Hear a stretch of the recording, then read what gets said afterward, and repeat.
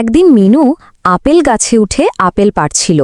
হঠাৎ সে গাছ থেকে পড়ে গিয়ে কান্না শুরু করে। ঠিক তখনই তার চোখে পড়ে এক সোনার লাঠির উপরে। মিনু লাঠিটি ঘরে এনে টেবিলে রেখে বাইরে যায়। ফিরে এসে দেখে টেবিলটি সোনায় পরিণত। সে বুঝতে পারে এটি জাদুর লাঠি।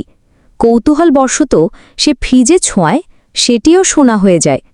বিষয়টি তার বাবার নজরে আসতেই তারা মিলে পুরো ঘর সোনায় ঢেকে ফেলে এবং অল্পদিনেই তারা হয়ে ওঠে ধনী। তাদের এই সোনার বাড়ি দেখতে ভিড় জমে চারপাশে। তারা যখন পার্টি করতে গিয়েছিল তখন এই ধনসম্পদে নজর পড়ে এক দুষ্টু বিড়ালের। রাতে সবার ঘুমের সুযোগে সে চুপি চুপি ঢুকে সিন্দুক খোলে, কিন্তু সেখানে শুধু জাদুর লাঠি।